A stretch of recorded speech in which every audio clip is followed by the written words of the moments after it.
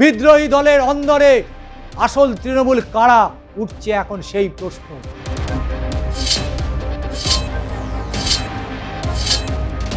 মমতা বন্দ্যোপাধ্যায় কি করছেন, মমতা বন্দ্যোপাধ্যায় কি করবেন,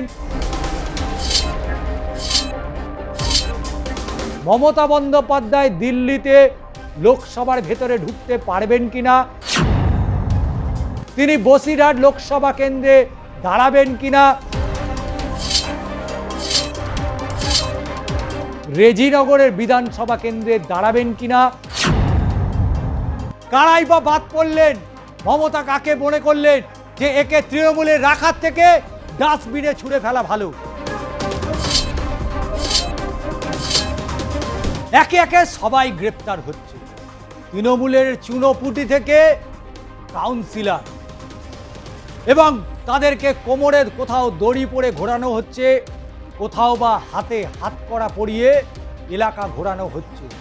যদিও এটা একেবারে সাংবিধানিক বিরোধী কাজ, কিন্তু পুলিশ এখন অতি সক্রিয়।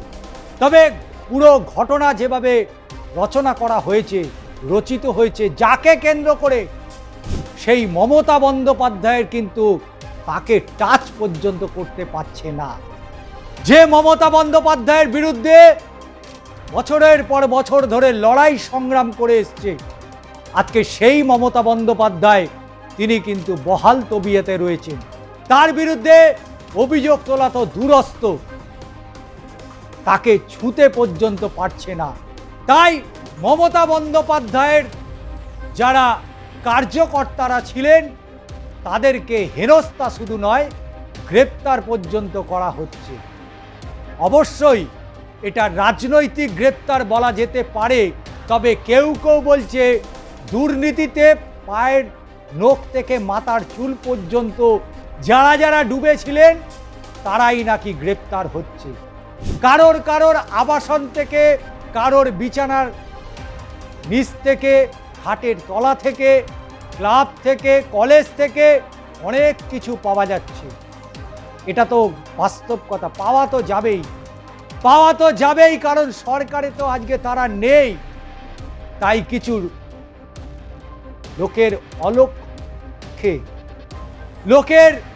অলক্ষ্যে যদি কিছু ঢুকে পড়ে তাহলে তো সেটা জানা সম্ভব নয়। সাপ কখন বাড়িতে ঢুকে পড়ে সেটা যদি সকলেই আগে জানতো, তাহলে তার জন্য প্রস্তুত থাকতো হাতে একটা লাঠি নিয়ে। কিন্তু যা রাজ্য জুড়ে চলছে সেটা তো আগাম কিছু জানা যাচ্ছে না।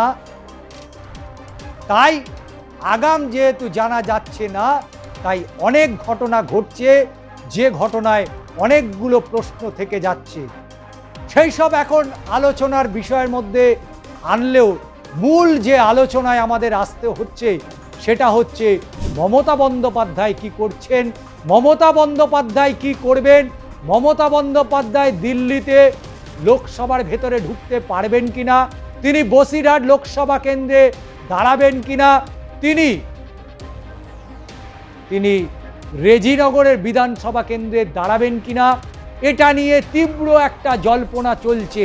কিন্তু সব থেকে বড় যে জল্পনা সেটা হচ্ছে 58 জন যারা বিধায়ক, যারা বিধানসভায় তারা প্রমাণ করেছে যে তারাই আইনসঙ্গত ন্যায়সঙ্গত তৃণমূল কংগ্রেস, তারাও এটা চিন্তা করছে মমতার পরবর্তী পদক্ষেপ কী হবে। তাই যতই দাপাদাপি লাপালাপি চিৎকার চেঁচামেচি করুক না কেন, এই 58 জন বিধায়ক তাদের মনের ভেতরটা কিন্তু ধুকপুক করছে। হ্যাঁ, ধুকপুক করছে। মমতা বন্দ্যোপাধ্যায় কোথায় একটা মাস্টার স্ট্রোক মেরে দেবে, তারপরে এই যে দীর্ঘদিনের মনের যে বাসনা, সেই বাসনা তো পূর্ণ হয়েছে, কিন্তু সেই বাসনা কতদিন স্থায়িত্ব থাকবে সেটা নিয়ে কিন্তু ইতিমধ্যেই ধুকপুকানি শুরু হয়ে গেছে এ রাজ্যের যিনি বিরোধী দলনেতা হয়েছেন। কালীঘাটের বৈঠকে ডাক দেওয়া হচ্ছে, কেউ যেতে চাইছেন না, কিন্তু একটা সময় মমতা বন্দ্যোপাধ্যায়ের পাশে থাকার জন্য ঘুরঘুর করে বেড়াতেন। যদি একবার ডাকেন, যদি একবার বলেন এই এদিকে আয়, ওই যে ডাক পাওয়ার জন্য কত অধীর আগ্রহে, কত অধীর অপেক্ষায় বসেছিলেন, কিন্তু ডাক তো তারা পায়নি। তাই অনেক রাগ, অনেক ক্ষোভ, তবে না আজকে এটা ঘটাতে পেরেছে। কিন্তু মমতা বন্দ্যোপাধ্যায়ের যে সিদ্ধান্ত, মমতা বন্দ্যোপাধ্যায়ের যে পরবর্তী পদক্ষেপ, সেটা কি হবে সেটা জানতেই তো একেবারে কৌতূহল চরমে উঠেছে। মমতা বন্দ্যোপাধ্যায় কি করছে? কালীঘাটে কি রান্না করছে, নাকি নির্বাচনী পরবর্তী কি পদক্ষেপ হবে সেটা নিয়ে ভাবনা চিন্তা করছে। অবশ্যই কালীঘাটের বৈঠকের দিকে আমাদের নজর রাখতেই হয়েছে।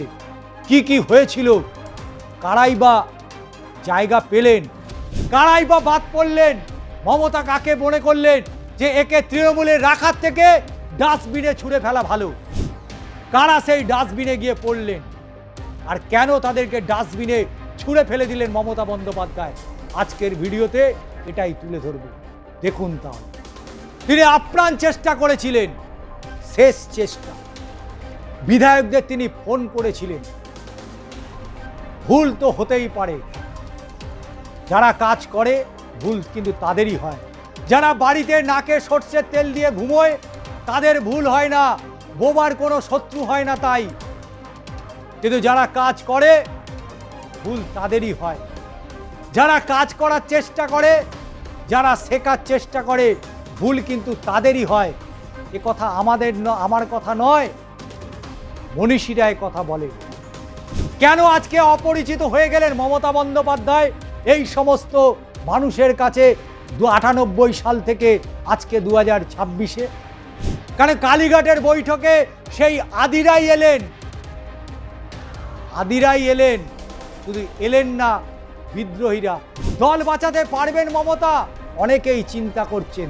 নতুন তৃণমূলের উত্থান, সংসদীয় দলের ভাঙনের জল্পনা ও রাজ্যের সমস্ত কমিটি ভেঙে দেওয়া পর কালীঘাটের বাড়িতে বিশেষ বৈঠক করলেন মমতা বন্দ্যোপাধ্যায়। এ কথা বলার একেবারে অপেক্ষা রাখে না জন্মলগ্ন থেকে দলের মালিকানা বদল, মমতার তৃণমূলের 28 বছরের ইতিবৃত্ত, নতুন তৃণমূলের উত্থান, সংসদীয় দলের ভাঙনের একটা জল্পনা চলছে। আগামী সপ্তাহেই সেটা স্পষ্ট হবে। একের পর এক পুর নিগমের মেয়রের ইস্তফা, তৃণমূলের প্রশাসনিক ক্ষমতা থেকে সরে যাওয়ার পরেই দলের রাজনৈতিক অবস্থা টালমাটাল। রাজ্যের দল এবং শাখা সংগঠনের সমস্ত কমিটি ভেঙে যাওয়ার পর 48 ঘন্টার মধ্যে কালীঘাটের বাড়িতে বিশেষ বৈঠক ডেকেছিলেন তৃণমূল নেত্রী। কিন্তু সেই বৈঠকে কলকাতার প্রাক্তন মেয়র ইরাদ হাকিম, অভিষেক বন্দ্যোপাধ্যায়, কল্যাণ বন্দ্যোপাধ্যায়, অসীমা পাত্র, মদন মিত্র, চন্দ্রিমা ভট্টাচার্য, কুণাল ঘোষরা উপস্থিত থাকলেও মূলত মমতার অনুগামী অর্থাৎ আদিরাই এই বৈঠকে এসেছেন। তবে জানা গিয়েছে এইটা অন্দর থেকে বিদ্রোহী বিধায়করা এখনো কেউ যাচ্ছেন না বৈঠকে। দল কি বাঁচাতে পারবেন মমতা? আমরাই জানতে চাইছি সেই সমস্ত তৃণমূল কংগ্রেসের কর্মী সমর্থকদের কাছে। তৃণমূলের গঠন, কঠিন লড়াই, শাসকের আসনে আজকে দল নেই, গদিচ্যুত তৃণমূল। বিদ্রোহী দলের অন্দরে আসল তৃণমূল কারা উঠছে এখন সেই প্রশ্ন। তৃণমূল অস্তাচলে চলে যাওয়ার দশা। ঘাসফুল শিবিরের 28 বছরের ইতিহাসের কিছুটা স্থায়ী নয়। অবশ্যই এটা রাজনৈতিক নিয়ম, তবে তৃণমূলে স্থায়ী ছিলেন রাজ্য সভাপতির পদে ব্যক্তিটি। সেই পার্লামেন্টারি প্রেসিডেন্টের দায়িত্ব থেকে সরলেন সুব্রত বক্সী। কালীঘাটের জাতীয় কার্যকারী কমিটির বৈঠকে দলের জন্মলগ্ন থেকে রাজ্য সভাপতি প্রিয় বক্সিদাকে অব্যাহতি দিলেন মমতা বন্দ্যোপাধ্যায়। শেষ হলো বক্সিদার যুগ। কংগ্রেসের ছাত্র পরিষদ থেকে সুব্রত বক্সির রাজনৈতিক হাতেখড়ি, পরে ব্যাংকের চাকরি। মমতা বন্দ্যোপাধ্যায় 1998 সালের তৃণমূল কংগ্রেস গঠন করার সঙ্গে তার পথ চলা শুরু। ছেড়ে দেন ব্যাংকের স্থায়ী চাকরি, হন দলের রাজ্য সভাপতি। সেই শুরু 28টি বছর একই পদে থেকেছেন তিনি, দেখেছেন দুঃখ থেকে সুখ। 26-এর নির্বাচনের পর তৃণমূল ফের বিরোধী আসনে বৃত্ত সম্পূর্ণ হয়েছে বক্সিদার। সুব্রতর আর্জি মেনে দায়িত্ব থেকে অব্যাহতি দিলেন মমতা, তার জায়গায় আসলেন চন্দ্রিমা ভট্টাচার্য। হ্যাঁ, বিধানসভায় বিদ্রোহীরা মমতার সিদ্ধান্তের বিরুদ্ধে গিয়ে বিরোধী দলনেতা নির্বাচন করেছেন। নেত্রীকে পরামর্শদাতা হিসাবে থাকার আহ্বান জানিয়েছিলেন পরিষদীয় দলের নেতা ঋতব্রত বন্দ্যোপাধ্যায়। সংসদে শুরু হয়েছে ভাঙা গড়ার খেলা। এই আবহে দল বাঁচাতে মরিয়া মমতা। আমরা মনে করি পারবেন মমতা বন্দ্যোপাধ্যায়। বিদ্রোহী বিধায়কদের আর প্রয়োজন নেই, টেনে ফেলে হিজড়ে দিয়ে ডাস্টবিনে তাদেরকে ছুঁড়ে ফেলে দাও, তাদের দরকার নেই। বিদ্রোহী বিধায়করা আর প্রয়োজন নেই মমতা। তবে রাজনৈতিক মহলের একাংশ হয়তো বিদ্রোহীরা কেউ কেউ এদিনের বৈঠকে আসতে পারতেন, কিন্তু কোথায় কি বৈঠক কেন গুরুত্বপূর্ণ? মমতার ডাকে সাড়া দিয়ে যদি বিদ্রোহীদের একাংশ বৈঠকে আসতেন, তাহলে বিদ্রোহী দলনেতা হিসাবে বহিষ্কার করা ঋতব্রত এবং সন্দীপনদের বিধানসভায় থেকে সরানো যেত। নিয়ম অনুযায়ী সমর্থন জোগাড় করতে পারলেই নতুন করে এই দাবি করতে পারতেন অন্তত মমতা বন্দ্যোপাধ্যায়। পরিষদীয় দল বেঁচে যেত, রাজ্য বাঁচিয়ে সংসদীয় দলে ফের শক্ত করতে মন দিতে পারতেন নেত্রী। কিন্তু বিদ্রোহীদের থেকে কোনো সাড়া মিলল না। তাহলে কি তৃণমূলের প্রতীক আর মমতা বন্দ্যোপাধ্যায়ের কাছে থাকবে না? উত্তর অবশ্যই সময়ের গর্ভে, অবশ্যই সময়ের গর্ভে।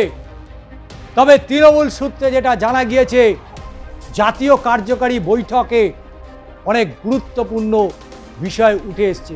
অনেকেই মমতা বন্দ্যোপাধ্যায়ের সাথে যোগাযোগ করেছেন। সাংসদদের ডাকা হয়েছিল।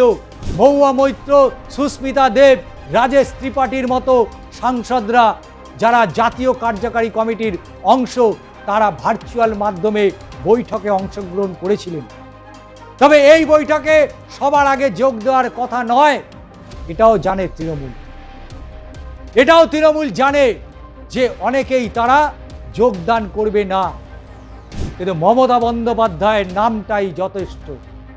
মমতা বন্দ্যোপাধ্যায় ব্র্যান্ড মমতা বন্দ্যোপাধ্যায়, তার নামটাই যথেষ্ট। অনেকেই বলে না নামে কি যায় আসে, অনেকেই বলেন নামে কি যায় আসে, কিন্তু রাজ্যের মানুষ জানে নামে অনেক কিছু যায় আসে। কারণ যার নাম মমতা বন্দ্যোপাধ্যায়, তাকে বাংলার মানুষকে চেনাতে হবে না। চিনুক সেই বিদ্রোহী 58 জন বিধায়ক যারা মমতা বন্দ্যোপাধ্যায়ের সাথে বেইমানি করেছে, যারা মমতা বন্দ্যোপাধ্যায়কে দুর্দিনে ফেলে দিয়ে পালিয়েছে। তারা কাপুরুষ, তারা কাপুরুষ ছাড়া আর কিছু নয়। একটা দল 98 সাল থেকে 2026 এতদিনের একটা রাজনৈতিক দল তাসের ঘরের মতো যারা ভেঙে দিতে পরিকল্পনা করেছে, চক্রান্ত করেছে, তাদের জবাব মমতা বন্দ্যোপাধ্যায় অবশ্যই দেবেন। ওয়েট অ্যান্ড সি, অপেক্ষা করুন, অপেক্ষা করুন। বুড়ো হাড় নিয়েই লড়াই হবে। সেই বুড়ো হাড়ের ব্রিগেড আগামী দিনে 58 তরুণকে বাজিমাত করবে। আজকের এই ভিডিওটা অবশ্যই রেখে দেবেন। আজকে শোভনদেব চট্টোপাধ্যায়, আজকে কল্যাণ বন্দ্যোপাধ্যায়, আজকে সৌগত রায়, বুড়ো হাড়ের ভেলকি, আর মমতা বন্দ্যোপাধ্যায় 71। বুড়ো হাড়ের ভেলকি অনেকেই জানেন না। আরে অভিজ্ঞতার দাম আছে, তাই তো মানুষ অভিজ্ঞ মানুষকে গুরুত্ব দেয়। অতীত সম্পর্কে কে কতটা জানে, কিন্তু অভিজ্ঞ মানুষরা জানেন অভিজ্ঞতা ছাড়া কোনো কাজ হয় না। বিধানসভায় বিরোধী দল হলেও বিধানসভা বিরোধী দলনেতার কাজ কি, কোন অভিজ্ঞতা দিয়ে করবে? কতদিন তৃণমূল কংগ্রেস করেছে? কটাই বা বিজেপির বিরুদ্ধে কথা বিধানসভায় অন্দরে তুলতে পারবে? কিভাবে লড়াই করবে? মাথার ওপর কোনো গার্জেন নেই, কোনো অভিভাবক নেই। পারবেন তো? শুভেন্দু অধিকারী নয় ঋতব্রত বন্দ্যোপাধ্যায়, শুভেন্দু অধিকারীও ব্র্যান্ড। নন্দীগ্রাম মেদিনীপুরে তার পকেটে অতগুলো আসন। যখন তিনি তৃণমূল কংগ্রেস ছেড়েছিলেন তখনও তিনি জানেন রাজ্যের কোনো জেলা যদি তার পাশে না থাকে, মেদিনীপুর, পূর্ব মেদিনীপুর তার পাশে থাকবে। কিন্তু ঋতব্রতর পাশে কে থাকবে? ঋতব্রত বন্দ্যোপাধ্যায়ের পাশে কে থাকবে? কিন্তু মমতাময়ী মমতা, সন্তান অন্যায় করতে পারে, সন্তান ভুল করতে পারে, একমাত্র মাই পারে তাকে কাছে টেনে নিতে। সে অন্যায় করতে পারে, খুন করতে পারে, অনেক অপরাধ তার বিরুদ্ধে থাকতে পারে, কিন্তু একমাত্র মা, তিনি কাছে টেনে নিতে পারেন সন্তানদের। আগামীতে আদৌ কি এই 58 জন বেঈমান 58 জন, তাদের কি মা সত্যি কাছে টেনে নেবেন? প্রশ্ন এখন এখানে। আজকের ভিডিওটি আপনাদের কেমন লাগলো অবশ্যই জানাবেন, আপনাদের মতামত জানান এবং অবশ্যই চ্যানেলটিকে সাবস্ক্রাইব করুন।